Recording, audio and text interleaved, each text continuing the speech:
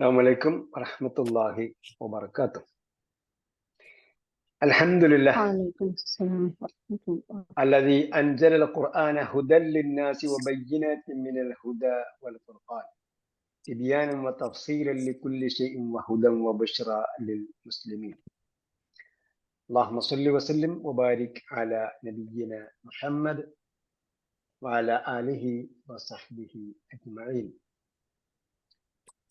أهلا وسهلا ومرحبا بكم إلى لقائنا الجديد من لقاءات فهم القرآن على أيسر الطريق. ونحن اليوم في الدرس 96 من سلسلة فهم القرآن. ഖുർആൻ പഠനത്തിൻ്റെ എളുപ്പവഴിയുടെ 96ാമത്തെ സെഷനിലേക്ക് നിങ്ങൾക്ക് ഹാർദമായ സ്വാഗതം. അല്ലാഹ് സുബ്ഹാനഹു വ തആല ഈ കോഴ്സ് പൂർത്തീകരിക്കാനും തുടർന്ന് ഖുർആന്റെ ആഴങ്ങളിലേക്ക് ഇറങ്ങിച്ചെന്ന് പഠിക്കാനും ഇസ്ലാമിക വിജ്ഞാനീയങ്ങളുടെ കലവറകളിലേക്ക് കടന്നു ചെന്ന് അതിലൂടെ ആഴത്തിൽ കാര്യങ്ങൾ ഗ്രഹിക്കാനും തഖ്വ വർദ്ധിപ്പിക്കാനും അത് ജീവിതത്തിലും ദഅവത്തിലും ഉപയോഗപ്പെടുത്താനും അത് മുഖേന ജന്നാത്തുൽ ഫിർദൗസിൽ പ്രവേശിക്കാനും തൗഫീഖ് നൽകട്ടെ. ആമീൻ. ജന്നാത്തുൽ ഫിർദൗസിലേക്ക് ലക്ഷ്യം വെക്കുന്നത് മുഖേന നമ്മുടെ മാതാപിതാക്കൾക്ക്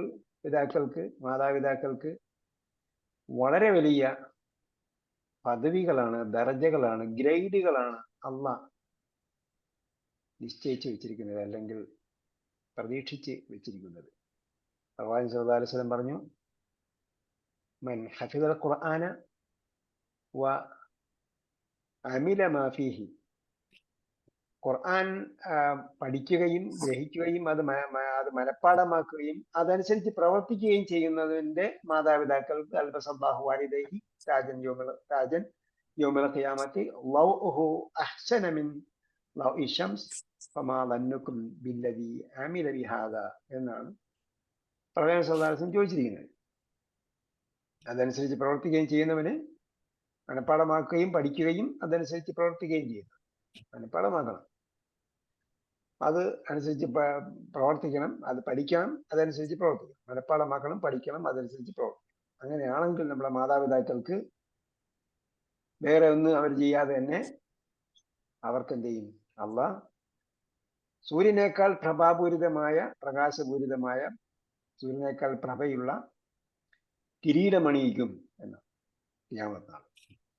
എന്നിട്ട് റസൂൽ സല്ലല്ലാഹു അലൈഹി വസല്ലം ചോദിക്കുന്നു, ഫമാ ലന്നുകും ബില്ലദി അമില ബിഹാ, ഇതനുസരിച്ച് പ്രവർത്തിച്ചതിന്റെ പ്രതിഫലം എന്തായിരിക്കും? പിന്നെ അത്തരം പദവികളിൽ എത്തിച്ചേരാൻ അള്ളാഹ് നമുക്ക് തൗഫീഖ് നൽകട്ടെ.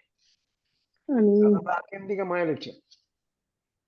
അതോടൊപ്പം ഖുർആനിൽ ഒളിഞ്ഞു കിടക്കുന്ന, ഖുർആനിൽ നിഗൂഢമായി കിടക്കുന്ന ഒരുപാട് മുത്തുകളുണ്ട്, നമുക്കത് അറിയില്ല പലരും. നമ്മൾ ഒരു കഷ്ണം പേപ്പർ കിട്ടിയാൽ ഉടനെ അത് ആദരപൂർണമായ ഒരു സ്ഥലത്ത് ഉയർത്തി വെക്കും. കാരണം യഥാർത്ഥത്തിൽ അതിന്റെ യഥാർത്ഥ കാരണം ഖുർആനിൽ ഖനിജങ്ങൾ ഒളിഞ്ഞു കിടപ്പുണ്ട്, രത്നങ്ങൾ, വൈഡൂര്യങ്ങൾ, മുത്തുകൾ കിടക്കുന്നു എന്നാണ് പറയുന്നത്. ഇതൊക്കെ കണ്ടെത്താൻ നമുക്ക് ഈ പഠനം മുഖേനയല്ല, ഇതിന്റെ അടുത്ത തലത്തിലുള്ള പഠനം, ഖുർആൻ പഠനം ഗ്രേഡുകൾ അനുസരിച്ച്. നമ്മൾ സർട്ടിഫിക്കറ്റിൽ മാത്രമല്ല ഗ്രേഡ് ഉള്ളത്, ഖുർആൻ പഠനത്തിന് തന്നെ ഗ്രേഡ് ഉണ്ട്. ഓരോ പ്രാവശ്യം നമ്മൾ ഓരോ ഗ്രേഡ് കഴിയും തോറും ഖുർആന്റെ ആഴത്തിലേക്ക് നമ്മൾ ഇറങ്ങിച്ചെല്ലുകയാണ്. സൂറത്തുൻ നാസിയാത്താണ് നാം പഠിച്ചുകൊണ്ടിരുന്നത്. ഇന്നിപ്പോ പുതിയ പാഠം അയച്ചു തന്നപ്പോ അതിൽ പുതിയ വാക്കുകളൊന്നും ഇല്ലെന്നാ പറയുന്നത്. നമുക്ക് പഠിക്കാനുള്ളത്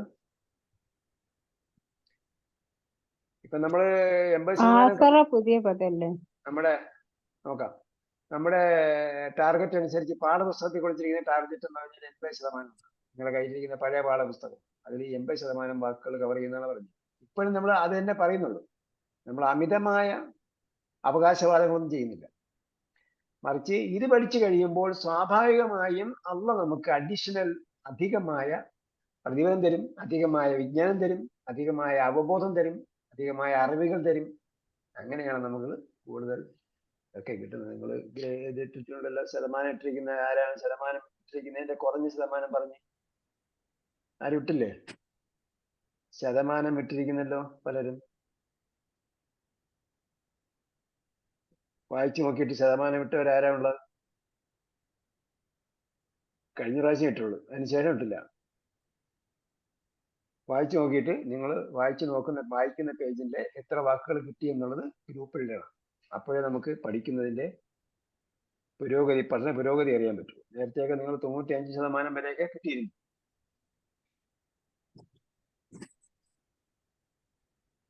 ഇപ്പോ ഇവിടെ ഉള്ളത് അഊദു ബില്ലാഹി മിനശ് ശൈത്വാനിർ റജീം ബിസ്മില്ലാഹിർ റഹ്മാനിർ റഹീം. فأما من طغى وآثر الحياة الدنيا فإن الجحيم هي المأوى وأما من خاف مقام ربه ونهى النفس عن الهوى فإن الجنة هي المأوى. ഇത്രയും പഠിച്ചാൽ വേഗം നമുക്ക് കിടന്നുറങ്ങണം. എന്താ പറഞ്ഞ ആസറ പുതിയ വാക്കാണ് അല്ലേ? പുതിയ വാക്കാണെങ്കിൽ പുതിയ വാക്ക്. ആരും പറയത്തെന്താ പുതിയ വാക്കാണെന്ന്? അപ്പൊ പുതിയ വാക്കില്ല എന്ന് പറഞ്ഞ ഒരു ആസറയുടെ അർത്ഥം എന്താ മനസ്സിലാക്കിയത്?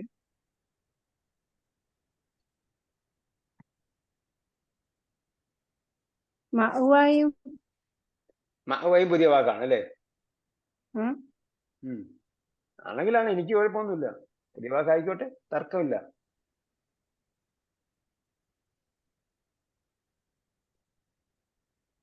അപ്പോ പുതിയ വാക്ക് ഇല്ല എന്ന് പറഞ്ഞവർ അതിന്റെ അർത്ഥം പറയും. ആസറ എന്താ അർത്ഥം?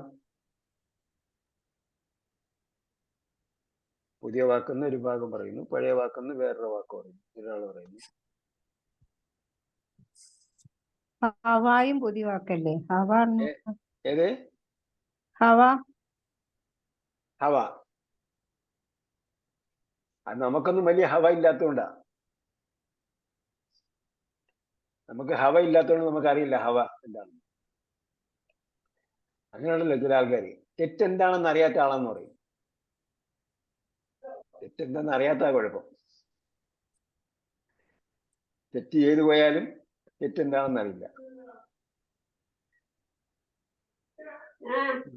അപ്പൊ അങ്ങനെ ഒന്നായിട്ട് ഇപ്പോഴാണ് പുതിയ പുതിയ വാക്കുകൾ വരുന്നത്. ഈ പറഞ്ഞവര് പുതിയ വാക്കാണ് എന്ന് പറഞ്ഞവർ എന്തുകൊണ്ട് ഈ 3 വാക്ക് പുതിയത് കിട്ടിയിട്ട് ഗ്രൂപ്പിൽ ഇട്ടില്ല?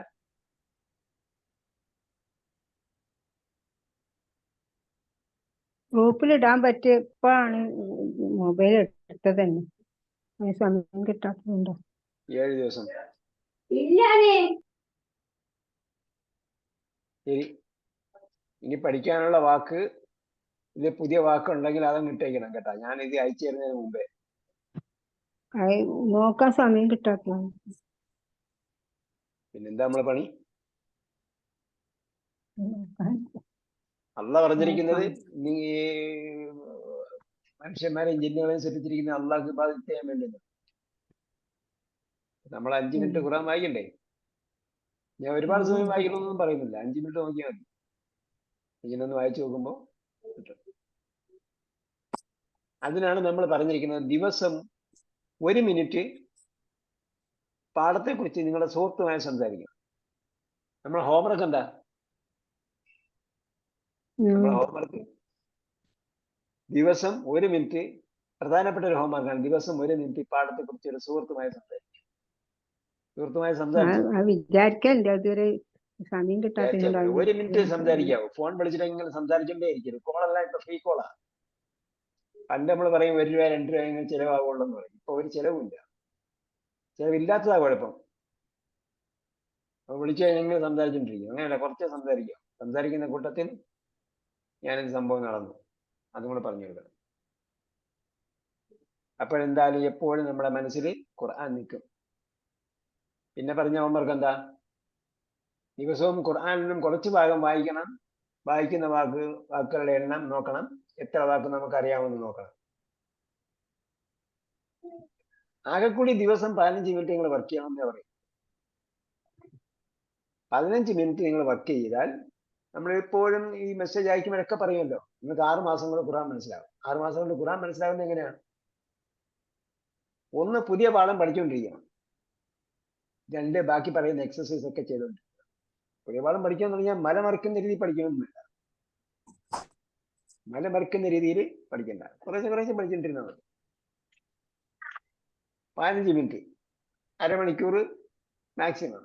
മാക്സിമം ഞാൻ പറയുന്നില്ല, മാക്സിമം എത്രയും ആകാം.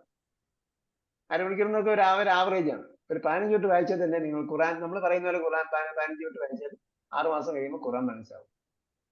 ഇനിയും അത് തുടങ്ങാത്തവർക്ക് ഇനിയും 6 മാസം കൊടുക്കണം. നമ്മൾ പറയുന്ന പോലെ ചെയ്തില്ലെങ്കിൽ വീണ്ടും 6 മാസം. കാരണം ആന്റിബയോട്ടിക് എന്നൊക്കെ പറയുന്നുണ്ട്, അതും പൊള്ളത്തരമാണ്, അത് വേറെ കാര്യം. 4 ദിവസം കഴിക്കണം. 4 ദിവസം കഴിച്ച രോഗം മാറില്ല, എന്ത് ചെയ്യും? വീണ്ടും 4 ദിവസം കഴിക്കണം, അല്ലെ 5 ദിവസം കഴിക്കണം. അതിന്റെ കോഴ്സ് എന്നതുപോലെയാണ്. ശരി, അർത്ഥം പറയും. എന്നാൽ ആർ അതിക്രമം കാണിച്ചു. അപ്പോൾ ആര് അതിക്രമം കാണിച്ചുവോ? അമ്മ എന്ന് തുടങ്ങുന്നത് എന്താണ്? ഒരു കണ്ടീഷൻ പറയുകയാണ് കേട്ടാ. 2 കാര്യങ്ങൾ പറയും അതിൽ. ഒന്നോ അല്ലെങ്കിൽ അധികമോ, ഒന്നിലധികമോ കാര്യങ്ങൾ പറയും. അത് മുഖേന ഒരു റിസൾട്ടും ഉണ്ടാകും. അമ്മ തുടങ്ങുമ്പോൾ ഒരു കാര്യം ചെയ്യണം എന്ന് പറയും. 2, 3 അവസ്ഥകൾ പറയും. ഒന്നോ അതിലധികമോ അവസ്ഥകൾ പറയും. അത് മുഖേന മറ്റൊരു കാര്യം വേണം എന്നും പറയും, അല്ലെങ്കിൽ മറ്റൊരു കാര്യം ഉണ്ടാകും എന്നും പറയും. അങ്ങനെയാണ് അമ്മ. അപ്പോ ഏതൊരുവൻ അതിക്രമം പ്രവർത്തിച്ചുവോ, മലയാളത്തിൽ വരുമ്പോ അങ്ങനെ ഒരു ചോദ്യം കൂടെ വേണം. ഓ എന്ന് പറയുന്നത് ഇപ്പൊ ഏതാണ്? ഇപ്പൊ അത് അമ്മ ഏതാണെന്നോ? ഏതാണ് എന്നാണ് ഞാൻ പറഞ്ഞത്. അത് ഇന്ന സ്ഥലത്ത് ഇരിക്കുന്നെന്ന് പറയാൻ പറ്റില്ല. ഇങ്ങനെ ഒരു പ്രയോഗം വന്നാൽ, അമ്മ വന്നാൽ, ഒന്നോ അതിലധികമോ അവസ്ഥകൾ പറയും. അത് മുഖേന വേറൊരു കാര്യം ചെയ്യണമെന്നോ അല്ലെങ്കിൽ ഉണ്ടാകുമെന്നോ പറയും. അങ്ങനെ വരുമ്പോഴാണ് നമുക്ക് ഇങ്ങനെ മലയാളത്തിൽ പറയുമ്പോൾ ഇങ്ങനെ ഒക്കെ ചേർത്ത് പറയും. ഏതൊരാൾ വന്നുവോ അവനോട് ഇരിക്കാൻ പറയണം എന്ന് പറഞ്ഞില്ലേ, പറയുന്നത് പോലെ മലയാളത്തിൽ. ആരാണോ വന്നത്, ആരാണോ വന്നത്, ഈ ഓയൊക്കെ വന്നിട്ട് ആരാണോ വന്നത് അയാൾ അവിടെ നിൽക്കണം. അല്ലെങ്കിൽ ആര് വന്നുവോ അയാൾ, ആര് മുമ്പേ വന്നുവോ അയാളെ ആദ്യം പരിശോധിക്കണം എന്നൊക്കെ പറയുന്നത്. ആര് മുമ്പേ വന്നുവോ അയാൾക്ക് മുൻഗണന കിട്ടും. അപ്പൊ ഈ ഓയൊക്കെ അവിടെ നിന്ന് എന്ന് പറഞ്ഞതുപോലെയാണ്. നമ്മൾ അറബിയിലേക്ക് ട്രാൻസ്ലേറ്റ് ചെയ്യുമ്പോൾ, വേറൊരു ഭാഷയിലേക്ക് ട്രാൻസ്ലേറ്റ് ചെയ്യുമ്പോൾ അതിന്റെ ഘടനയിലേ പറയാൻ പറ്റും. അതിനാണ് അമ്മയൊക്കെ ഉപയോഗിക്കുന്നത്. അമ്മ ബിനിഅമത്തി റബ്ബിക ഫഹദ്ദിസ് എന്ന് പറഞ്ഞു. അപ്പൊ എന്ത് പറഞ്ഞു? ഒരു കാര്യമേ പറഞ്ഞുള്ളൂ, ബിനിഅമത്തി റബ്ബിക ഫഹദ്ദിസ്. അത് മുഖേന ഒരു കാര്യം ചെയ്യണമെന്ന് പറഞ്ഞു.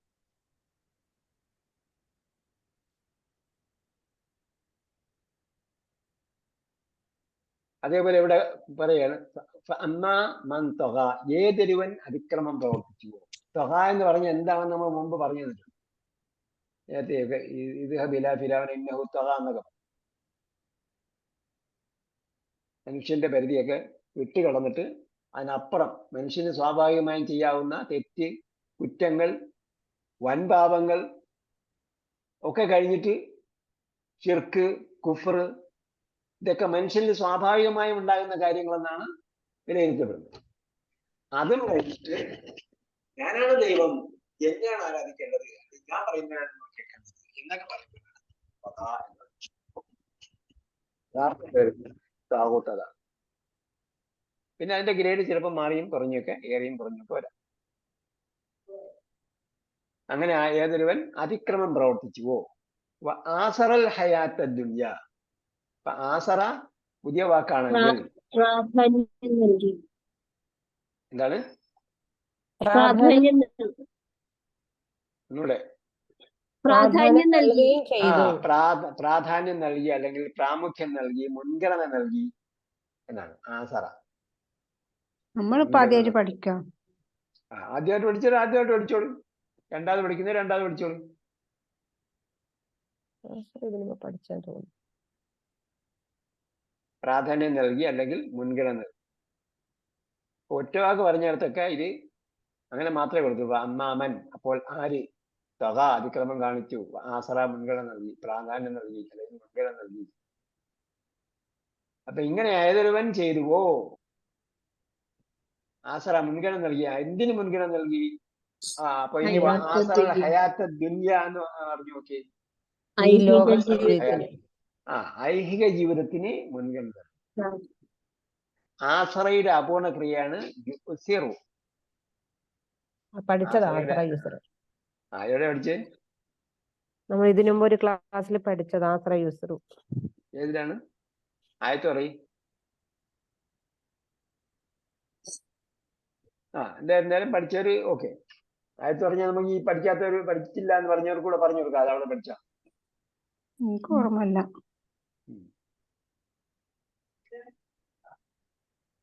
ഓക്കെ. ആസറ ഹയാത്ത ദുന്യ, ഈ ലോക ജീവിതത്തിന്. ഹയാത്ത ദുന്യ എന്ന് പറഞ്ഞാൽ, ദുന്യ എന്ന് പറഞ്ഞാൽ എന്താ അർത്ഥം? യഥാർത്ഥത്തിന്റെ അർത്ഥം എന്താ? ദുന്യയുടെ അർത്ഥം എന്താ? ദുന്യ എന്ന് പറഞ്ഞാൽ അടുത്തത് എന്നാണ്. ഈ ലോകം.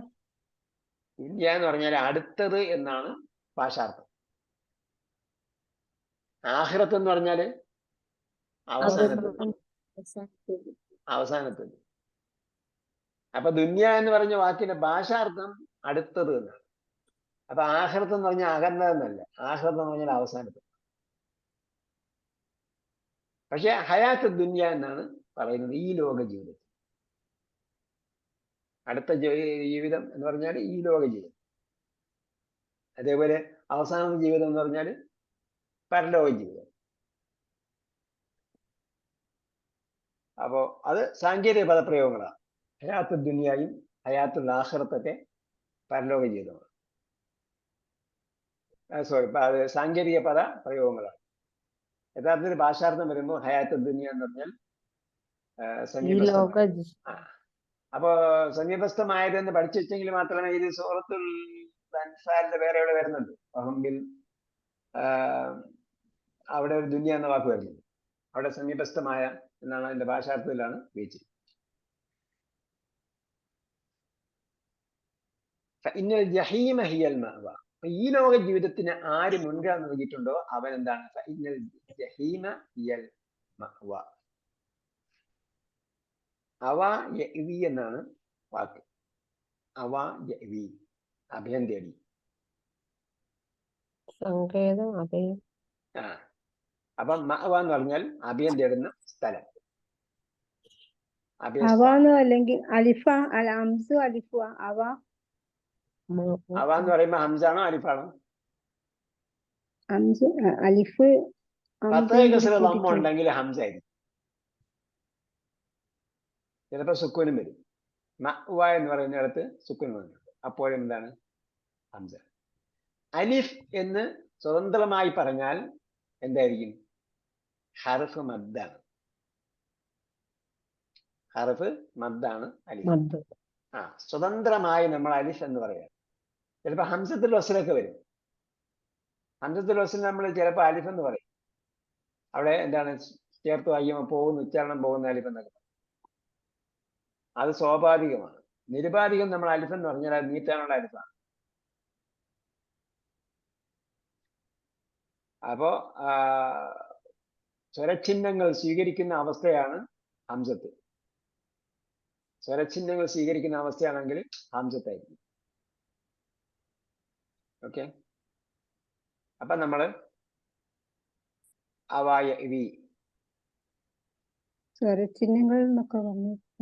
സ്വരചിഹ്നം അറിഞ്ഞോ? സ്വര അറിഞ്ഞൂടെ? സ്വരാക്ഷരങ്ങൾ മലയാളം പഠിക്കണ്ടേ? സ്വരാക്ഷരങ്ങൾ വ്യക്തിനാക്ഷരങ്ങളും. ഞാൻ കോഴിക്കോട് നോക്കുമ്പോഴത്തേക്ക് അവിടെ പല സ്കൂളുകളിലും പല സ്ഥലങ്ങളിലും അറിവ് പഠിക്കുന്നുണ്ട് കുട്ടികൾ. എന്താ പഠിക്കുന്നത്? മലയാളം പഠിക്കുന്നത്. മലയാളം പഠിച്ചിട്ടുണ്ട്, സ്വരചിഹ്നങ്ങൾ അറിയില്ലെന്ന് പറഞ്ഞാൽ സ്വരാക്ഷരങ്ങൾ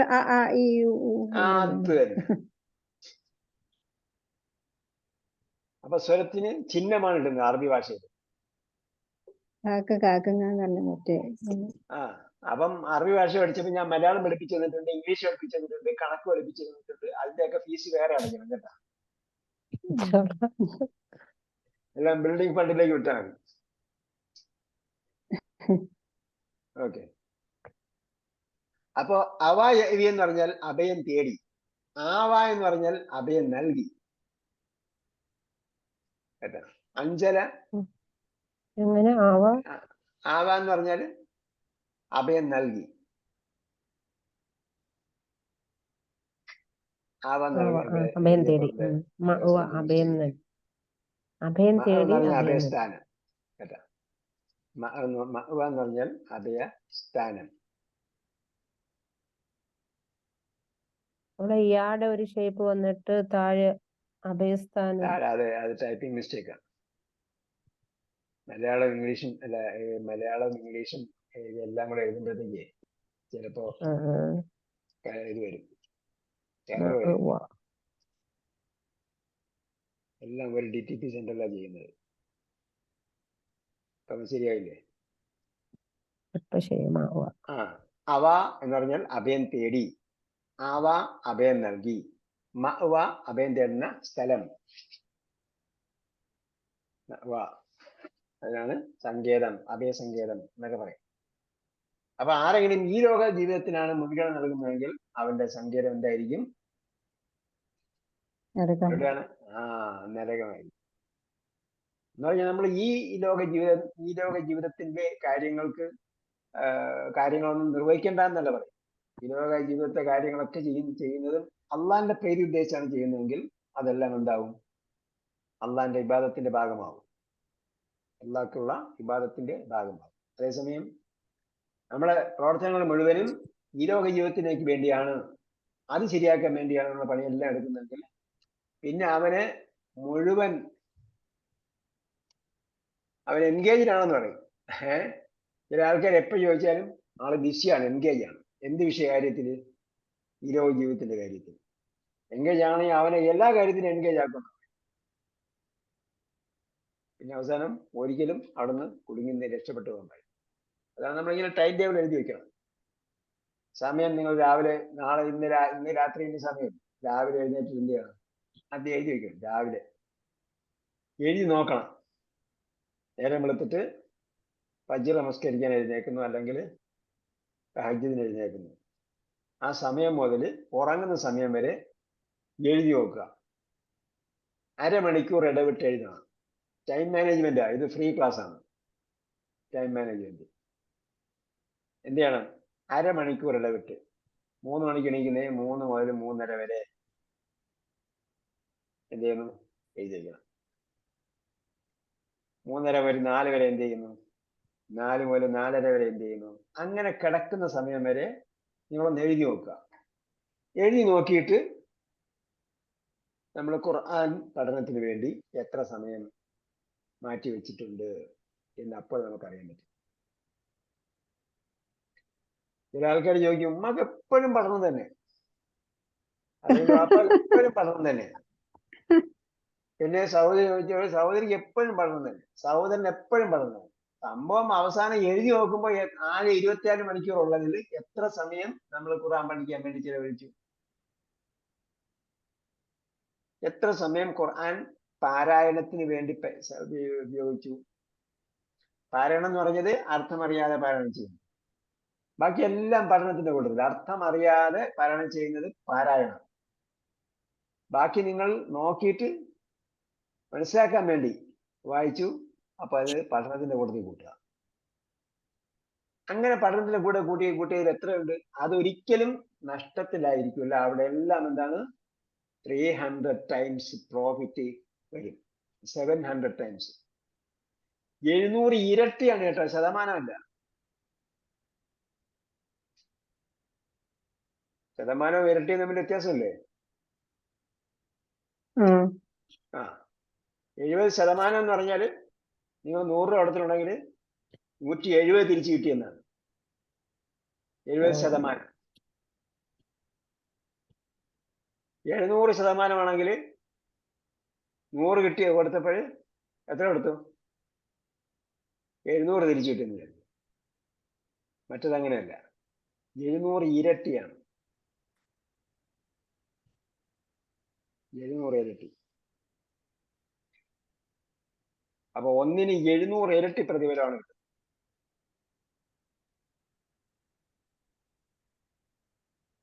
അതല്ലെങ്കിൽ എന്താവും?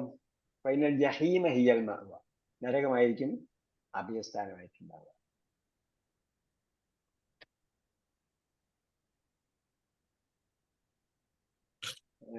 അല്ലാഹു ഖുർആനിൽ വേറെയും ഇത് സംബന്ധമായി പല സ്ഥലങ്ങളിലും പറഞ്ഞിരിക്കുന്നു. ഈ ലോകത്തെ പ്രതിഫലമാണ് അവന് ആഗ്രഹിക്കുന്നതെങ്കിൽ മിൻഹ, അത് അവന് കൊടുക്കും. മിൻഹ, പരലോകത്തിലെ പ്രതിഫലമാണ് ആഗ്രഹിക്കുന്നതെങ്കിൽ അത് കൊടുക്കും. പിന്നെന്ത് ചെയ്യും? വസനജിസി ശാകിരീൻ, ശുക്ർ ചെയ്യുന്നവർക്ക് അധികവും കൊടുക്കും, എക്സ്ട്രായും കൊടുക്കും. അതേപോലെ വേറൊരു സ്ഥലത്ത് പറഞ്ഞിരിക്കുന്നത് ഇപ്പോൾ കിട്ടുന്ന പ്രതിഫലമാണ് ആഗ്രഹിക്കുന്നതെങ്കിൽ അവനെന്ത് ചെയ്യും? ആജിലത്ത് എന്ന് പറഞ്ഞാൽ പെട്ടെന്ന് കിട്ടുന്ന പ്രതിഫലമാണ് ആഗ്രഹിക്കുന്നതെങ്കിൽ അവന് മനശ, നാം ഉദ്ദേശിക്കുന്ന അത്ര കൊടുക്കും. ലിമന്നൂരി, നാം ഉദ്ദേശിക്കുന്നവർക്ക് ഉദ്ദേശിക്കുന്ന അത്ര കൊടുക്കും. പിന്നെന്ത് ചെയ്യും? പിന്നീട് അവൻ വളരെ നിന്ദ്യതിനും ആക്ഷേപിക്കപ്പെട്ടവനുമായി നരകത്തിൽ പ്രവേശിക്കും. അതേസമയം മൻ കാനത്തി ദുനിയ ഹമ്മുഹു, നബി സല്ലല്ലാഹു അലൈഹി വസല്ലം പറഞ്ഞാണ്, മൻ കാനത്തി ദുനിയ ഹമ്മുഹു ജഅലല്ലാഹു ഫഖറഹു, ദുനിയാവിലാണ്, ഈ ലോക ജീവിതമാണ് അവന്റെ ചിന്തയെ മതിച്ചുകൊണ്ടിരിക്കുന്നത്. ഹമ്മ്, അവന്റെ ചിന്തയെ മതിച്ചുകൊണ്ടിരിക്കുന്നത് ഈ ലോകത്തെ കാര്യങ്ങളാണെങ്കിൽ, മൻ കാനത്തി ദുനിയ ഹമ്മഹു ജഅലല്ലാഹു ഫഖറഹു ബൈന ഐനൈഹി, അവന്റെ കൺമുന്നിൽ എന്ത് ചെയ്യും? അവന് ദാരിദ്ര്യം കൊടുക്കുന്ന ആളെ. ജഅലല്ലാഹു ഫഖറഹു ബൈന ഐനൈഹി വഫറഖ അലൈഹി ശംലഹു വലം യഅതി മിന ദുനിയ ഇല്ലാ മാ ഖുദ്ദറ ലഹു.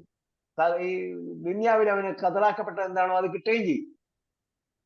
പക്ഷേ അവൻ ദാരിദ്ര്യത്തിൽ, നമുക്കറിയാം ചില ആൾക്കാരിന്റെ പൈസ ഒരുപാടുണ്ട്, ആശുപത്രിയിൽ ഒഴിഞ്ഞിട്ട് സമയമില്ല. അല്ലെങ്കിൽ അതുമായി ബന്ധപ്പെട്ട പല വിഷയങ്ങൾ, കേസ്, കോടതി, വക്കീല്, ഇങ്ങനെ എന്താണ് കേറി ഇറങ്ങുക തന്നെ. എന്താ സംഭവം? മുഴുവൻ ദുനിയവിയായ കാര്യങ്ങളിലാണ് ശ്രദ്ധ മുഴുവൻ.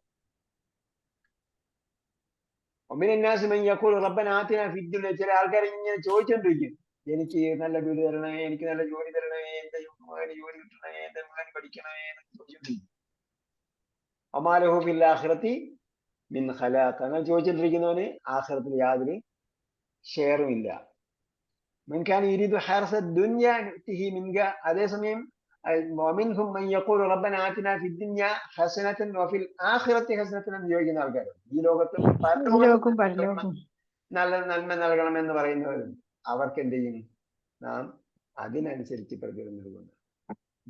മൻ കാന യുരീദു ഹർസ ദുനിയ നുഅ്തിഹി മിൻഹ, ഈ ലോകത്തെ വിഭവം ആഗ്രഹിക്കുന്നവർക്ക് ഈ ലോകത്തെ വിഭവം കൊടുക്കും. വമാലഹു ഫിൽ ആഖിറതി മിൻ നസീബ്, അവന് യാതൊരു ഷെയറും ആഖിറത്തിൽ ലഭിക്കില്ലെന്നാണ്. അപ്പൊ നമ്മൾ ചെയ്യണം? റബ്ബന ആതിനാ ഫിദ് ദുനിയ ഹസനതൻ വഫിൽ ആഖിറതി ഹസനതൻ, ദുനിയാവിനാണ് നമ്മൾ പ്രാമുഖ്യം കൊടുത്ത, അവിടെ ചോദിച്ചപ്പോൾ ഒന്നാമത് ചോദിച്ചതെങ്കിലും നമ്മൾ എന്ത് ചെയ്തു? അതോടൊപ്പം തന്നെ ചോദിച്ചു ഫിൽ ആഖിറതി ഹസനതൻ, പരലോകത്ത് ഞങ്ങൾക്ക് നന്മ നൽകുകയാണ്. അപ്പൊ എന്താണ്? സന്തുലിതമായ ഒരവസ്ഥ ഉണ്ടാകണം.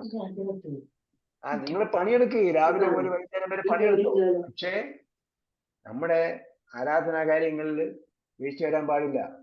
ഖുർആൻ പഠനം എപ്പോഴും ചെയ്തുകൊണ്ടിരിക്കേണ്ടതാ, അതിൽ ചെയ്യാൻ പാടില്ല, വീഴ്ച വരാൻ പാടില്ല. ഖുർആൻ മനസ്സിലാക്കല്, ഗ്രഹിക്കല്, അതുമായി ബന്ധപ്പെട്ട കാര്യങ്ങൾ, അതിൽ ഒരിക്കലും വീഴ്ച വരാൻ പാടില്ല. നമ്മൾ പഠിച്ച കാര്യം വേറൊരാൾക്ക് പറഞ്ഞു കൊടുക്കണം. അതിനും നമ്മൾ എന്ത് ചെയ്യണം? ടൈം ടേബിളിൽ സമയം കണ്ടെത്തണം. നിങ്ങൾ എഴുതിക്കോ, ദിവസവുമുള്ള സമയം എഴുതിക്കോ. എന്നിട്ട് എന്ത് ചെയ്യണം? ശരാശരി ഇപ്പൊ നമ്മള് നോമ്പൊടിക്കുന്ന ദിവസങ്ങളിൽ നമ്മൾ നേരത്തെ എണീക്കും, അപ്പൊ അതുമായി ബന്ധപ്പെട്ട കാര്യങ്ങളാണ്. ജുമാ ദിവസം വേറെ അതുമായി ബന്ധപ്പെട്ട കാര്യങ്ങളാണ്. ശരാശരി ദിവസങ്ങളിൽ എന്തൊക്കെ ചെയ്യുന്നു എന്ന് എഴുതുക. മറ്റേ എഴുതണ്ടെന്നല്ല പറഞ്ഞു, അത് അങ്ങനെ എഴുതണം. വെള്ളിയാഴ്ച ഇത് ചെയ്യും, അല്ലെങ്കിൽ നോമ്പൊടിക്കുന്ന ദിവസങ്ങൾ ഇത് ചെയ്യും, അല്ലാത്ത ദിവസങ്ങൾ ഇത് ചെയ്യും, അതൊക്കെ ഉണ്ട്. സാധാരണ ദിവസങ്ങൾ എന്ത് ചെയ്യും? എന്നിട്ട് ആഴ്ചകൾ കൂട്ടി നോക്കൂ. ആഴ്ചയിൽ എത്ര മണിക്കൂർ നമ്മൾ ആക്ടിവിറ്റിയിലുണ്ട്, നമ്മൾ ആക്റ്റീവായിട്ടുണ്ട്, മൊത്തം ആക്റ്റീവായിട്ടുള്ള സമയങ്ങൾ, ആ സമയങ്ങളിൽ എത്ര സമയം നമ്മൾ ഇതിനു വേണ്ടി ചിലവഴിക്കുന്നു? കുട്ടികൾക്ക് അപ്പൊ നമുക്ക് മനസ്സിലാവും. അതേസമയം വഅമ്മാമൻ ഖാഫ മഖാമ റബ്ബിഹി വനഹൻ നഫ്സ, അത്രയും അറിയാമല്ലോ. വഅമ്മാമൻ ഖാഫ എന്താർത്ഥം? ഭയപ്പെട്ടു. ഏതൊരുവൻ ഭയപ്പെട്ടുവോ. ഏതൊരുവൻ ഭയപ്പെട്ടുവോ. കണ്ടീഷൻ, അതൊരു ഉപാധിയായിട്ട് വരുന്നത് കൊണ്ടാണ് ഈ ഓ ചേർക്കുന്നത്. ഒരു ഉപാധിയായിട്ട് വരും, ഒരു കണ്ടീഷൻ, ഒരു അവസ്ഥ പറയുകയാണ്. ആ അവസ്ഥയുടെ റിസൾട്ട് വേറൊന്നുണ്ടാവും. അത് മുഖേന മറ്റൊരു കാര്യം. അമ്മാമനാണ് ഓ വരുന്നത്. ഏതൊരുവൻ ഭയപ്പെട്ടുവോ. അമ്മാമനല്ല, അത് അവസ്ഥയായിട്ട് ഉപയോഗിക്കുന്നത് കൊണ്ടാണ്. ഒരു കണ്ടീഷൻ പറയുകയാണ്, ഒരു ഉപാധിയായിട്ട് പറയുകയാണ്. അപ്പോഴാണ് ഈ ഓ എന്ന വാക്ക് ഉപയോഗിക്കുന്നത്. ഓ എന്ന് ചോദിച്ചാൽ ഞങ്ങളിവിടെ നാട്ടിലൊക്കെ ഉവ്വോ എന്ന് പറയുന്ന പോലെ ഓ വിളിച്ചാൽ വിളി കേൾക്കുന്ന ഓ ഉണ്ട്, ആ ഓ അല്ല ഇത്.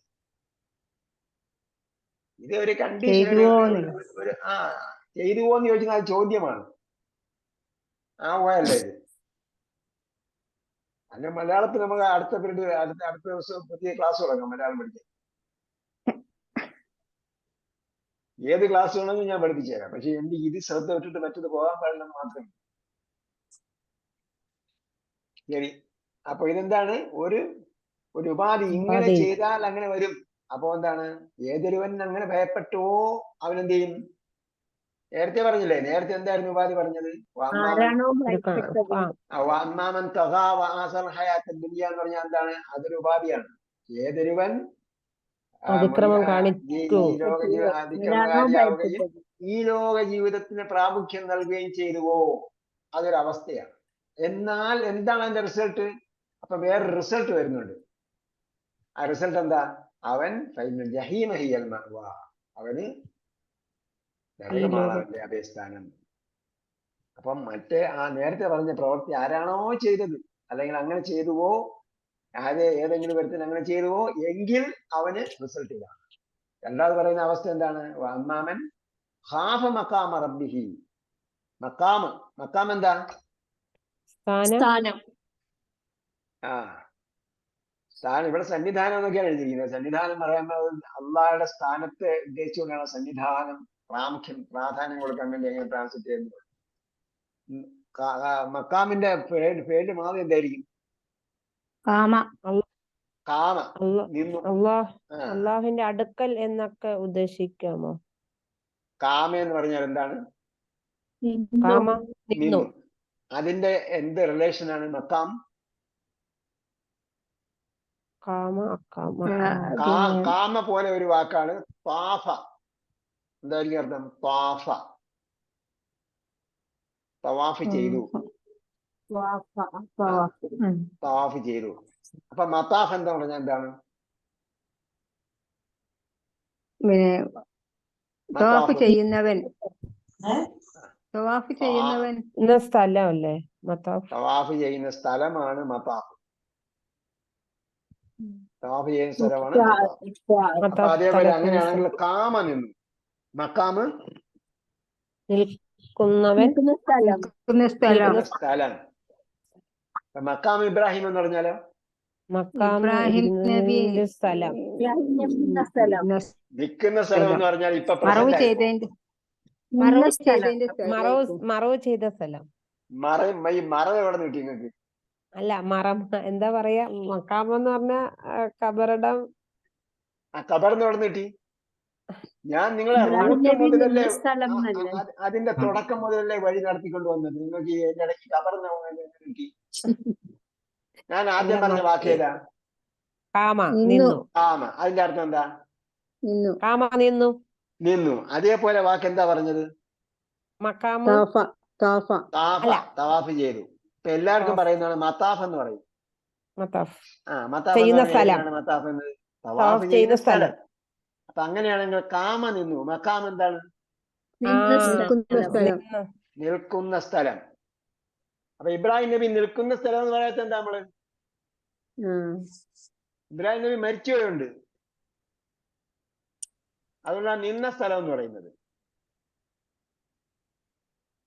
മക്കാം ഇബ്രാഹിം. അല്ലാതെ ഇബ്രാഹിം നബി അവിടെ അടക്കിയിട്ടൊന്നുമില്ല, ഖബറൊന്നും ഇല്ല അവിടെ. നിന്ന സ്ഥലം തന്നെ. ഇന്ന സ്ഥലം. നമ്മൾ നിന്ന സ്ഥലം എന്ന് പാസ്റ്റ് ടെൻസ് പറയുന്നത് താമസിച്ചിരുന്ന ഇബ്രാഹിം നബി അലൈഹി സ്വലാം ഇപ്പൊ ഇല്ലാത്തതുകൊണ്ടാ, ഇപ്പൊ ഇല്ലാത്തത് കൊണ്ട്. ഇനി വരാത്തതും കൊണ്ട്. അതേസമയം ഇവിടെ മക്കാമ റബ്ബി എന്ന് പറഞ്ഞാൽ നിൽക്കുന്ന സ്ഥലം, റബ്ബിന്റെ അടുക്കൽ നിൽക്കുന്ന സ്ഥലം. അപ്പൊ മക്കാമ റബ്ബി, റബ്ബിന്റെ അടുക്കൽ നിൽക്കുന്ന സ്ഥലത്തെ എന്ത് ചെയ്യാ, ഭയപ്പെടുക. അപ്പൊ എന്താണ് ആ നിൽക്കുന്ന അവസ്ഥ, ആ നിൽക്കുന്ന സന്ദർഭം ആ ഉദ്ദേശത്തിലാണ്. അല്ലാതെ അവിടെ അപ്പം മക്കാമ റബ്ബ് എന്ന് പറയുന്നത്, റബ്ബിന്റെ മക്കാം എന്ന് പറയുമ്പോൾ എന്തായിരിക്കും, എന്താ മനസ്സിലാക്കിയ അർത്ഥം? നമ്മൾ ഇനിയെങ്കിലും ദയവേദി ചെയ്യേണ്ടത്, നമ്മൾ കേട്ട് കേൾവിയുടെ അടിസ്ഥാനത്തിലല്ല പഠിക്കേണ്ടത്. നമ്മൾ എന്ത് വഴിയാണോ പഠിച്ചു വന്നത് ആ വഴിയിലേക്ക് ഇതിനെ മടക്കി നോക്കണം. ഒരു വാക്ക് നിങ്ങൾ കിട്ടിയാൽ നമ്മൾ പഠിച്ച വഴിയിലേക്ക് മടക്കി നോക്കണം. അതിനാണ് നമ്മൾ എന്ത് ചെയ്യുന്നത്, ഈ വാക്കിന്റെ പരിവർത്തന പട്ടികയൊക്കെ പഠിക്കുന്നത്. ആ പട്ടിക പഠിക്കുന്ന ആ പട്ടികയുടെ ആദ്യത്തിലേക്ക് മടക്കി നോക്കണം. എന്നിട്ട് അതിന്റെ തിരിച്ചിങ്ങോട്ട് വരണം. ഇത് ഏത് വഴിയാണ് വന്നിരിക്കുന്നത്. ഇപ്പൊ മക്കാം എന്ന് പറഞ്ഞ ഒരു അർത്ഥം കിട്ടിക്കഴിഞ്ഞാൽ നിങ്ങൾ അതുമായിട്ട് ബന്ധപ്പെട്ട അതെങ്ങനെ നമുക്ക് മക്കാമ് കിട്ടിയ, എനിക്ക് അവിടെ കാമന്റെ എവിടെ കിട്ടിയ നിൽക്കുന്ന സ്ഥലം എന്നുള്ളത്, മക്കാമ് എന്ന് പറഞ്ഞ ഏതാണെന്നുള്ളത് നമുക്ക് ഇപ്പോഴും മനസ്സിലായില്ല. ഇപ്പോഴും ക്ലാസ്സിൽ ഉണ്ടായിരുന്നു ഇത്ര നേരം. അല്ല അതല്ല, മക്കാമ് എന്ന് പറഞ്ഞ പേന കയ്യിലുണ്ടോ? അല്ല, പേന കയ്യിലുണ്ടോ? ആ, പേനുണ്ട്. നോട്ട്ബുക്ക് മുമ്പിലുണ്ടോ? ആ, ഉണ്ട് ഉണ്ട് ഉണ്ട് ഉണ്ട്. ഇത് രണ്ടും മടക്കി വെക്കുക. ഇത് ഞാൻ ഒന്നും ചെയ്യില്ല. ഞാൻ എപ്പോഴും പറയുന്നത് എന്താ, പെന്നും നോട്ട്ബുക്കും ഇപ്പോഴല്ല ഉപയോഗിക്കുന്നത്, രണ്ടാമത് കേൾക്കുമ്പോഴാണ് ചെയ്യേണ്ടത് ഉപയോഗിക്കുന്നത്. ഇപ്പൊ ഞാൻ ഒന്നും ചെയ്യില്ല. പെന്നും ഞാൻ സാധാരണ എടുക്കുന്ന ക്ലാസ്സിൽ നോട്ട് എഴുതാൻ ശ്രദ്ധിക്കാറില്ല, ഡയറക്റ്റ് എടുക്കുന്ന നോട്ട് എഴുതൂല. നോട്ട് പിന്നെ എഴുതല്. അപ്പൊ ശ്രദ്ധിച്ചിരിക്കുക, കാമ വന്നു നിന്നു. അതിന് ഞാൻ ഉദാഹരണമായിട്ട് നമുക്ക് അറിയുന്ന വാക്കാണ് താഫ എന്ന വാക്ക് എടുത്തത്. താഫ തവാഫ് ചെയ്തു. എന്നിട്ട് അതിനെ നമ്മൾ മതാഫ് എന്ന് പറയുമ്പോൾ എന്ത് ചെയ്യും? തവാഫ് എന്ന സ്ഥലം എന്നാണ് പറയുന്നത്. അതേപോലെയാണെങ്കിൽ കാമ നിന്നു, മക്കാം നിൽക്കുന്ന സ്ഥലം. അതിന് നമ്മൾ 21 ക്രിയ പഠിച്ചില്ല, അതിലേതോ ആണോ എന്നുള്ളതാണ്. അത് പഠിച്ചെന്ന് ഞാൻ പറഞ്ഞില്ല, പഠിച്ചെന്ന് പറയാത്തത് കൊണ്ടാണ് നമുക്കറിയുന്ന ഒരു പദത്തെ ഉദാഹരണമായിട്ട് എടുത്തത്. നമ്മൾ ഒരു ക്രിയയുടെ എല്ലാ പട്ടികയും പഠിക്കുന്നില്ല, നമ്മൾ കുറച്ച് മാത്രമേ പഠിക്കുന്നുള്ളൂ. പഠിച്ചിട്ട് ബാക്കി എല്ലാം എന്ത് ചെയ്യാണ്, തുലനം ചെയ്യുകയാണ് ചെയ്യുന്നത്. തുലനം ചെയ്യുക. അപ്പൊ നമുക്ക് അറിയുന്ന ഒരു വാക്കുമായിട്ട് തുലനം ചെയ്തപ്പോ എന്തായി, കിട്ടി. അപ്പൊ നമ്മൾ എങ്ങനെ കണ്ടുപിടിച്ചു നിങ്ങൾ വീണ്ടും ചോദിച്ചാൽ, മക്കാമ് എന്ന വാക്കിലെ 3 അക്ഷരം ഏതൊക്കെയാണെന്ന് കണ്ടെത്തണം. രണ്ടാമത്തെ നിയമം അടിസ്ഥാന അക്ഷരത്തിൽ പെട്ടതാണെന്ന് മനസ്സിലാവും. പിന്നെ മൂന്നാമത്തെ ഒരു അക്ഷരം നോക്കണമെങ്കിൽ അലിഫ് അല്ലാതെ വേറെ ഒന്നും കിട്ടില്ല. നടുവിലുള്ള അലിഫ്. അപ്പൊ എന്താണ്, കാമയാണ്. നമുക്കറിയുന്ന വാക്കാണ് കാമ. നിന്നു. അപ്പൊ 3 അക്ഷരമുള്ള ക്രിയയുടെ അർത്ഥം എന്താണെന്ന് ആദ്യം നോക്കണം. പിന്നീട് അതുമായി ബന്ധപ്പെട്ട അത് നമ്മൾ പഠിച്ച രൂപങ്ങളുണ്ടോ അല്ലാത്ത പഠിക്കാത്ത രൂപമുണ്ടോ എന്നൊക്കെ നോക്കിയിട്ട് അതിനെ കണ്ടെത്തലാണ്. ഇപ്പം നമ്മൾ സ്ഥലത്തെ സൂചിപ്പിക്കുന്ന വാക്കിന്റെ ഉദാഹരണം ഒരു വെച്ചുകൊണ്ട് ആ സ്ഥലത്തെ സൂചിപ്പിക്കുന്ന ഒരു വാക്ക് നമുക്ക് കിട്ടി. ഇനി പിന്നെ നാമ എന്താ അർത്ഥം? നാമ ഉറങ്ങി. അപ്പൊ മനാം എന്തായിരിക്കും? ഉറങ്ങുന്ന സ്ഥലം. അപ്പൊ അതേപോലെ സ്ഥലത്തിന്റെ വാക്യം. അപ്പൊ നമ്മൾ നാമ കാമ ഇതെല്ലാം മധ്യത്ത് ദുർബലാക്ഷരമുള്ള ക്രിയയാണ്. അപ്പൊ ദുർബലാക്ഷരമുള്ള ക്രിയയുടെ സ്ഥലം കണ്ടെത്താനേ നമ്മൾ പഠിച്ചുള്ളൂ. ബാക്കി ദുർബലം ഇല്ലാത്ത അക്ഷരങ്ങൾ പിന്നെ പഠിക്കാം. ഓക്കെ, ഇവിടെ നമുക്ക് ഇതങ്ങോട്ട് തീർക്കാം. മഖാമ റബ്ബിഹി. അപ്പൊ റബ്ബിന്റെ അടുക്കൽ നിൽക്കുന്ന സ്ഥാനം ഓർമ്മിക്കാനാണ് പറഞ്ഞത്. അല്ലെങ്കിൽ അതിന്റെ സന്ദർഭം, അല്ലെങ്കിൽ നിർത്തുന്ന സമയം, അല്ലെങ്കിൽ നിൽക്കുന്ന അവസ്ഥ, ഇതൊക്കെ ഓർമ്മിച്ചാൽ നഫ്സ ഓർമ്മിക്കുകയും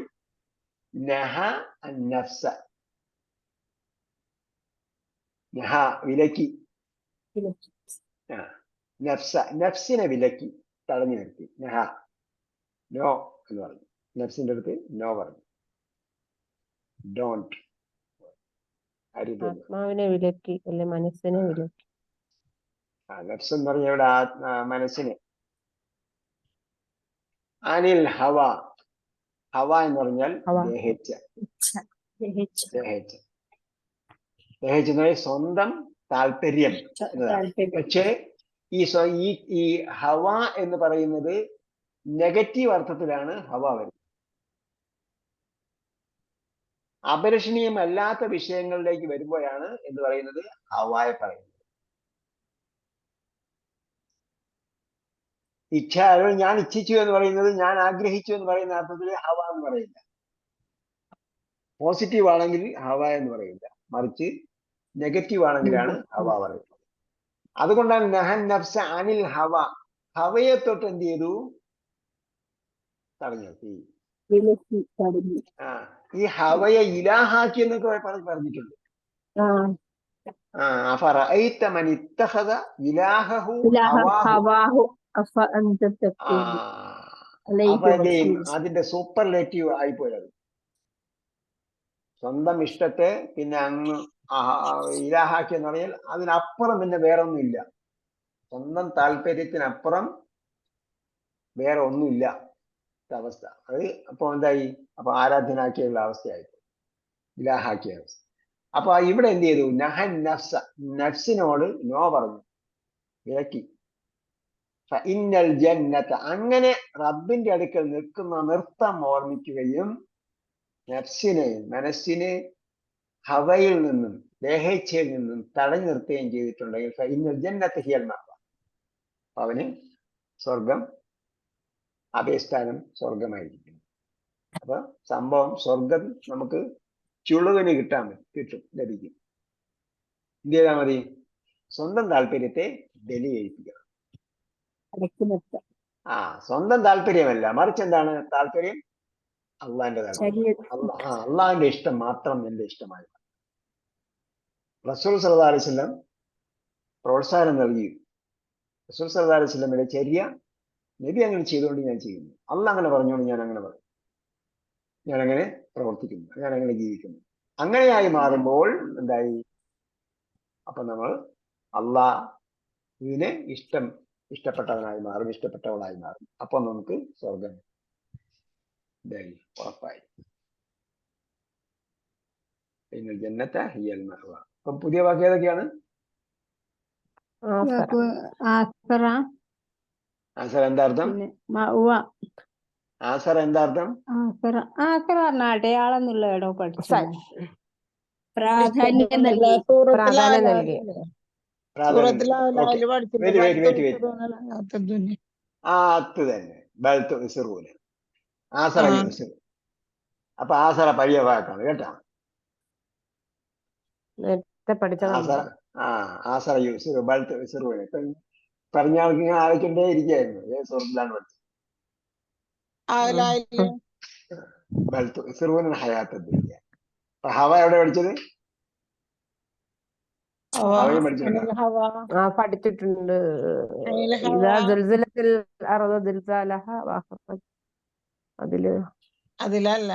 എന്തായിരുന്നാലും നമ്മൾ പഴയ പാഠങ്ങളൊക്കെ വായിച്ചു. എന്തായിരുന്നാലും ആസറ പുതിയ വാക്കാണെങ്കിൽ മുൻഗണന നൽകി. ആസറയുമായി ബന്ധപ്പെട്ട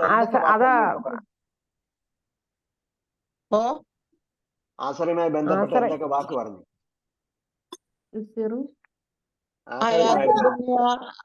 ഓക്കെ, ആസറയുടെ അപൂർണക്രിയ പറഞ്ഞു. എന്താണ് അതിന്റെ അപൂർണക്രിയ?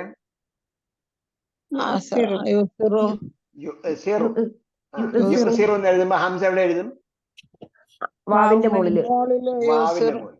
ലമ്മിന്റെ ശേഷം ആയതുകൊണ്ട് വാവിന്റെ മുകളിൽ.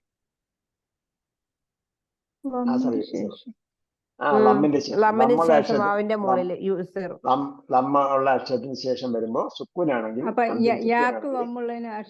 മുമ്പുള്ള അക്ഷരം യാ അല്ലേ? അതെ. ഓക്കെ, അപ്പൊ അവിടെ തുസിറൂന, നിങ്ങൾ തുസിറു എന്ന് പറഞ്ഞപ്പോ നിങ്ങൾ മുൻഗണന. അപ്പൊ ആസറ യുസിറു. പിന്നെന്ത് പറഞ്ഞു? ഓക്കെ, പിന്നെ ജഹീമ ഹിയൽ മഅവ. മഅവയുടെ അർത്ഥം എന്താണ്? സങ്കേതം. അഭയസങ്കേതം. അതുമായി ബന്ധപ്പെട്ട ഏതൊക്കെ വാക്ക് പറഞ്ഞു? അഭയസ്ഥാനം. അവായുടെ നിൽക്കുന്ന സ്ഥലം അവിടെ നിക്ക് അവിടെ നിക്ക് അവിടെ നിക്ക് പകരം. അവിടെ നിക്ക് അവിടെ നിക്ക് ഇല്ല. അവിടെ നിക്ക് ഉം. അവായുടെ അപൂർണക്രിയ എന്താണ്? യുവി അവാക്ക് അവ എന്ന് എഴുതിയപ്പോ എത്ര അക്ഷരമുണ്ട്? 3 അക്ഷരം. 3 അക്ഷരത്തില് അപൂർണക്രിയയുള്ള അന്ന് വരില്ല. അപ്പൊ അലിഫും യുവി വായും യാവും ഇല്ലേ? അപ്പൊ എത്ര അക്ഷരമായി? എത്ര അക്ഷരമായി? അവ എന്ന് എഴുതിയപ്പോ എത്ര അക്ഷരമുണ്ട്? രണ്ട് അവ എന്ന് എഴുതിയപ്പോ 2 അക്ഷരമുണ്ടോ? അല്ല മലയാളത്തിലാണ് എഴുതിയത് നിങ്ങള്? ഇല്ല. അംസും അലിഫും അംസും വായും യായും. അലിഫും അതിന്റെ മുകളിലത്തെ ഹംസും വേറെ 2 അക്ഷരമാണ്. അലിഫും ഹംസിനെ ഇരിക്കാനുള്ള സീറ്റാണ് അലിഫ്. ഹംസിന്റെ കുറിശിയാണ് അലിഫ്. അപ്പൊ അക്ഷരം ഹംസ് മാത്രമേ ഉള്ളൂ. അലിഫ് ആദ്യത്തെ അക്ഷരം അലിഫല്ല. അലിഫിന്റെ മോളിൽ ഹംസില്ലേ? ആദ്യത്തെ അക്ഷരം ഹംസാണ്. 4 അക്ഷരായി. ആദ്യത്തെ അക്ഷരം ഹംസാണ്. ഹംസിന്റെ കുറിശിയാണ് അലിഫ്. അത് എണ്ണൂല്ല. അപ്പൊ 4 അക്ഷരായില്ലേ? ഇല്ല. എണ്ണൂല്ല എന്ന് പറഞ്ഞോണ്ടാ 4 അക്ഷരമായത്. ഇരിക്കുന്ന സീറ്റാണ്. അപ്പൊ എത്ര ആളിരിക്കുമെന്ന് ചോദിച്ചാല് ഇരിക്കുന്ന കസേരയുടെ എണ്ണവും ആളിന്റെ എണ്ണം കൂടെ കൂട്ടി വെക്കും. ഓഡിറ്റോറിയത്തിൽ 300 പേര് ഇരിക്കുമെന്ന് പറഞ്ഞാല് അപ്പൊ 300 ആളിന്റെ തലയും കസേരയും കൂടെ എണ്ണവും. അപ്പൊ ഇരിക്കുന്ന സീറ്റ് രണ്ടും ഒന്നാണല്ലേ?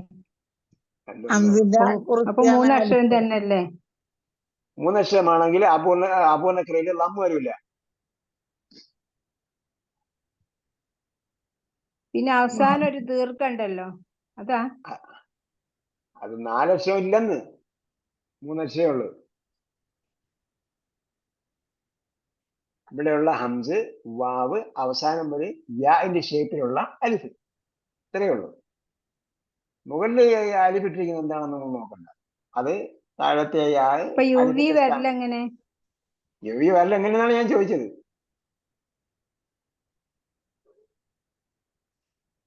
അവ യവി എന്ന് മാത്രമേ ഞാൻ പറഞ്ഞു തന്നുള്ളൂ. അവ യവി. അവ യവി. ഓക്കെ. അവ യവി എന്ന് പറഞ്ഞാൽ നമ്മൾ ഹദാ യഹദി പോലെ. ഹദാ യഹദി പോലെ. അവ യവി. ശരി. അപ്പൊ അതിന്റെ പിന്നെ ഒരു വാക്ക് പറഞ്ഞല്ലോ, അവ അഭയം. അവ എന്താണ് അഭയം? അഭയം നൽകി. അഭയം തേടി. അവ അഭയം തേടി. അഭയം നൽകിയതിന് എന്ത് വാക്കാണ്? ആവ. നീട്ടിട്ടാല് അഭയം നൽകി. ഒരു വാക്ക് പഠിച്ചാൽ ഇനി നമ്മൾ ഫൈനലെത്തി. ഇനി ഒരു വാക്ക് പഠിച്ചാൽ അതുമായി ബന്ധപ്പെട്ട സർവ്വതും അറിഞ്ഞിരിക്കണം.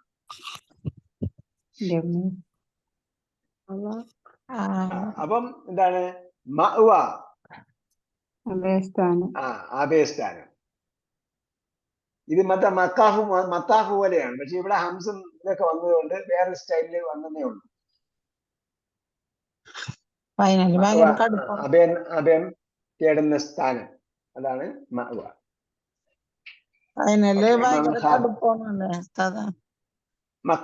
മക്കാം എന്താ പറഞ്ഞത്? മക്കാം എവിടെന്നാ വന്നത്? കാമയക്കുമുവിന്റെ എന്താണ്? സ്ഥലത്തെ സൂചിപ്പിക്കുന്ന പദം. നിൽക്കുന്ന സ്ഥാനം. സ്ഥലം നിൽക്കുന്ന സ്ഥലമല്ല. അല്ല, നിൽക്കുന്ന സ്ഥാനത്തെ സൂചിപ്പിക്കുന്ന തെറ്റിപ്പോണതാണ്. സ്ഥലത്തിന് എന്ത് പറയും അറബിയില്? മക്കാം. സ്ഥലത്തിന് എന്ത് പേര് പറയും? മക്കാൻ കാമം മക്കാന് മക്കാൻ മക്കാന് മക്കാൻ സ്ഥലം. എന്റെ മക്കാൻ വേഷനം സ്ഥലം. അപ്പൊ ഇസ്മ മക്കാൻ എന്നാണ് അറബി പറയായിരുന്നത്. എന്റെ വേഷം തന്നെ ഇതിന് ഈ ഇസ്മ മക്കാൻ അല്ല ഗൾഫിലൊക്കെ യെസ്. മക്കാൻ മക്കാൻ മക്കാൻ ഇസ്മ മക്കാൻ. മക്കാൻ. ഗൾഫിലല്ല, ഇവിടെ നമ്മൾ പറയണം. ഇവിടെ ആരും ഇല്ല പറയാന്, ഇവിടെ പറയാനില്ലാത്ത എന്താ? ആരും കിട്ടുന്നില്ല. കിട്ടണം. എല്ലാം നിങ്ങളെ വലത്തോട്ടും ഇടത്തോട്ടും കിഴക്കോട്ടും പടിഞ്ഞാറോട്ടും തിരിഞ്ഞു നോക്കിയേ, എത്ര അറബി പഠിപ്പിക്കുന്ന അധ്യാപകരുണ്ട്, എല്ലാം എത്ര മലയാളികളാ. എത്ര ഉസ്താദുമാരുണ്ട്, എത്ര ദർസി പഠിക്കുന്ന കുട്ടികളുണ്ട്. അവരടുത്തൊക്കെ പറയണം, പറഞ്ഞ് അടിച്ചു വിട്ടു കൊടുക്കണം. ഞാൻ ഇന്നലെ ഒരു ദിവസം പള്ളി കയറിയപ്പോ തലപ്പാവും കെട്ടിക്കൊണ്ട് ഒരാൾ വളരെ കാര്യമായിട്ടൊക്കെ നമസ്കരിക്കുകയും സുന്നത്ത് നമസ്കരിക്കുകയും ചെയ്തിട്ട് നമസ്കരിച്ചുകൊണ്ടിരിക്കുന്ന ഒരാളുടെ മുന്നിൽ കൂടെ കയറി പോകാൻ പോയി. ഞാൻ പറയും ബായിന്ന് പറഞ്ഞു, ദൂരോട്ട് പോകാൻ പറഞ്ഞു. അയാൾക്കൊന്നും മനസ്സിലായില്ല.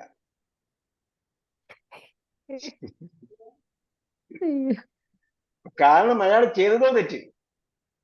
പള്ളിയിൽ കയറി നടക്കുമ്പോഴത്തേക്ക് തറയിരിക്കുന്ന ആളൊക്കെ നോക്കണ്ടേ? അയാൾ അത്തഹിയാത്ത് ഇരിക്കുകയാണെന്ന് ഒരു പ്രാവശ്യം അയാളെ ക്രോസ് ചെയ്ത് പോവുകയാണ്. അപ്പോൾ തൊട്ടടുത്തിരുന്ന ആള് ചൂണ്ടി അത് അയാൾ നമസ്കരിക്കുകയാണെന്ന് സൂചിപ്പിച്ചു. എന്നിട്ടും വീണ്ടും എന്ത് ചെയ്തു? അയാൾ തിരിച്ചു പോയി വീണ്ടും അയാളുടെ മുന്നിൽ കൂടെ തന്നെ പോവുക. അപ്പൊ അവർക്കൊക്കെ അറബി അറിയണം. പലയിടത്തേക്ക് നമ്മൾ ഇനി അറബിയിലേ പറയാവൂ. അറബി പറയാൻ തന്നെ അറിയില്ല. അറബി പറയണം. ഐശത്തൊക്കെ പഠിച്ചു. മഖാമ റബ്ബി വനഹ അൻ-നഫ്സ അനിൽ ഹവാ ഫഇന്നൽ ജന്നത ഹിയൽ മഅവ. ഓക്കെ, പിന്നെ നമ്മൾ ഇനിയിപ്പോ അടുത്ത ഗ്രാമറിന്റെ ഭാഗത്തേക്ക് നമ്മൾ പോകുന്നില്ല. ഇത് നമ്മൾ ഒരുപാട് സംസാരിച്ചു. ഇതിൽ കുറെ പോയിന്റുകളുണ്ട്. നമ്മൾ പുതിയ പദങ്ങളൊന്നും ഇല്ല എന്നൊക്കെ പറഞ്ഞിട്ടാണ് നമ്മൾ പഠിക്കാൻ തുടങ്ങി. ഇത് കുറച്ച് ടെലഗ്രാമിൽ തരുമോ ഞങ്ങൾക്ക് ഉസ്താദേ? ടെലഗ്രാമില് ഈ നിങ്ങൾ വെബിനാറിൽ ചേരുന്നത് ഈ വെബിനാറിലൂടെ പഠിക്കാൻ വേണ്ടിയാണ്. ടെലിഗ്രാമിൽ ചേരുമ്പോൾ പിന്നെ നമ്മൾ ഒരുപാട് പണിയെടുക്കണം. അതിനകത്ത് കൃത്യമായി വരണം, അക്ഷരത്തെറ്റുണ്ടാകാൻ പാടില്ലാതെ സമയം ചുരുക്കണം, അങ്ങനെ കുറെ സാങ്കേതികമായ കുറെ സംഗതികളുണ്ട്. അപ്പൊ എന്തായിരുന്നാലും ഇത് നിങ്ങൾ ആവർത്തിച്ച് കേൾക്കുക. ഇതിലൂടെ ഒരുപാട് പ്രയോജനം ലഭിക്കും നിങ്ങൾക്ക്. ഇസ്മു മക്കാൻ പഠിച്ചു. അത് മദ്യത്ത് ദുർബലാക്ഷരമുള്ളതിന്റെയാണ് ഇസ്മു മക്കാൻ നമ്മൾ പഠിച്ചത്. താഫയുടെ മത്താഫാണെന്ന് പറഞ്ഞു, താമയുടേത് മക്കാമാണെന്ന് പറഞ്ഞു. മക്കാം എന്ന് പറഞ്ഞപ്പോൾ നമ്മൾ ഏതോ ഔലിയയുടെ മക്കാമിനെ കുറിച്ചാണ് നമ്മളെ മനസ്സിൽ ചിന്ത വന്നത്. അപ്പൊ ഞാൻ പറഞ്ഞു, നമ്മള് പഠിക്കുന്ന റൂട്ടിൽ പോകണം. പഠിക്കുന്ന റൂട്ടിൽ വെച്ച് വേണം ഏത് വാക്കിന്റെയും അർത്ഥം നമുക്ക് മനസ്സിലാക്കാൻ. അല്ലാതെ നമ്മൾ കേട്ടുകേഴ്വിയുടെ അടിസ്ഥാനത്തിലല്ല അർത്ഥം ഭാഷ പഠിക്കേണ്ടത്. കേട്ടുകേഴ്വിയുടെ അടിസ്ഥാനത്തിലല്ല ഭാഷ പഠിക്കേണ്ടത്. മറിച്ച് നമ്മൾ പഠിച്ച വഴിയേ അതിനെ കൊണ്ടുപോയി നോക്കണം. അപ്പൊ നമുക്ക് ഒരുപാട് കാര്യങ്ങൾ അതിലൂടെ പഠിക്കാൻ പറ്റും. ഇപ്പൊ മത്താഫ് അറിയാത്തവർക്കും മത്താഫ് എന്താണെന്ന് മനസ്സിലായി, മത്താഫ് അറിയുന്നവർക്കും മനസ്സിലായി, അറിയാത്തവർക്കും മനസ്സിലായി, മക്കാമും മനസ്സിലായി. ചെയ്യുന്ന സ്ഥലം മത്താഫ്. അപ്പൊ ആ രീതിയിൽ ഖുർആൻ വായിക്കുക, പഠിക്കുക, ചിന്തിക്കുക. നമ്മുടെ മുൻഗണനാക്രമങ്ങൾ എങ്ങനെയാണ്, എവിടെയാണ് എന്ന് നമ്മൾ ദിനചര്യ എഴുതി നോക്കുക. അരമണിക്കൂറിൽ എഴുതി നോക്കുക. എഴുതി നോക്കുമ്പോൾ നമ്മുടെ മുൻഗണന എവിടെയാണ്, എന്തുകൊണ്ടാണ് നമുക്ക് പഠിക്കാൻ പറ്റാത്തത്, മനസ്സിലാകാത്തത്, അല്ലെങ്കിൽ ഓർമ്മ നിൽക്കാത്തത് എന്നൊക്കെ നമുക്ക് മനസ്സിലാക്കാൻ പറ്റും. അങ്ങനെ ഒരു വിചിന്തനം ചെയ്യുക. ഹാസിബു അൻഫുസക്കും ഖബ്ല അൻ തുഹാസബു എന്ന് ഉമർ റളിയല്ലാഹു അൻഹു പറഞ്ഞതുപോലെ നമ്മളെ ഒരു വിചാരണയ്ക്ക് നിർത്തുന്നതിന് മുമ്പായി, അല്ലെങ്കിൽ വിചാരണ ചെയ്യുന്നതിന് വലിയ വിചാരണ ചെയ്യുന്നതിന് മുമ്പായി, വരുന്നതിന് മുമ്പായി നമ്മൾ സ്വയം വിചാരണ ചെയ്യുക. അങ്ങനെയാണെങ്കിൽ നമുക്ക് നമ്മുടെ സമയത്തെ നമുക്ക് സ്വന്തം മാനേജ് ചെയ്യാൻ പറ്റും. അപ്പൊ നമുക്കതിന് ശ്രമിക്കുന്നുണ്ട് എല്ലാത്തിനും. വ്യത്യസ്ത ഭാഗങ്ങളിൽ പ്രയാസങ്ങൾ അനുഭവിച്ചു കൊണ്ടിരിക്കുന്ന എല്ലാവരുടെയും പ്രയാസം നമ്മൾ മാറ്റി കൊടുക്കട്ടെ. പ്രത്യേകിച്ച് ജീവിത മാർഗത്തിൽ അല്ലെങ്കിൽ അള്ളാന്റെ പേര് പറഞ്ഞതിന്റെ പേരിൽ മാത്രം പ്രയാസങ്ങളും ദുരിതങ്ങളും കഷ്ടപ്പാടും യുദ്ധവും കൊലപാതകവും കൊലയും അക്രമങ്ങളും അന്യായങ്ങൾക്കും ഇരയാകുന്നവർ, വീട് തകർത്ത് കളയലും, അങ്ങനെ ദിനേന ഒരുപാട് സംഭവങ്ങൾ സംഭവിച്ചുകൊണ്ടിരിക്കുന്നു. നമ്മൾ അവരെയൊക്കെ സംബന്ധിച്ച് നോക്കുമ്പോൾ വളരെ സുഷിപ്തിയിലാണ് നമ്മൾ ജീവിക്കുന്നത്. വളരെ വലിയ സുഖങ്ങളിലാണ് നമ്മൾ ആറാടിക്കൊണ്ടിരിക്കുന്നതെന്ന് പറയേണ്ടി വരും. നമുക്ക് യുദ്ധങ്ങളില്ല, നേരം വെളുക്കുമ്പോൾ നമ്മളെ വീട് ആരും തകർത്ത് കളയുന്നില്ല. അങ്ങനെ അപ്പോ അവരുടെ അവസ്ഥ കൂടി നമ്മൾ ചിന്തിച്ചുകൊണ്ട് എന്താണ് കാരണം, അള്ളാഹ് ഒരുത്തനാണോ എന്ന് പറഞ്ഞ് ഒറ്റ കാരണമേ ലാ ഇലാഹ ഇല്ലല്ലാഹ് മുഹമ്മദ് റസൂലുള്ളാഹ് എന്ന് പറഞ്ഞ കാരണം മാത്രമേ ഉള്ളൂ. അല്ലാതെ ഒരു തെറ്റും അവര് ചെയ്തിട്ടില്ല. ചെയ്തിട്ടില്ല. അപ്പൊ അവർക്ക് വേണ്ടി പ്രാർത്ഥിക്കുക. അള്ളാഹു അവരുടെ പ്രയാസങ്ങൾ എളുപ്പമായി കൊടുക്കട്ടെ. ആമീൻ. حسنا في الآخرة حسنة وقنا عذاب النار برحمتك يا أرحم الراحمين. صلى الله تعالى وسلم على خير خلق محمد وعلى آله وصحبه أجمعين والحمد لله رب العالمين. إلى اللقاء بإذن الله. والسلام عليكم ورحمة الله وبركاته. آمين آمين وعليكم السلام ورحمة الله.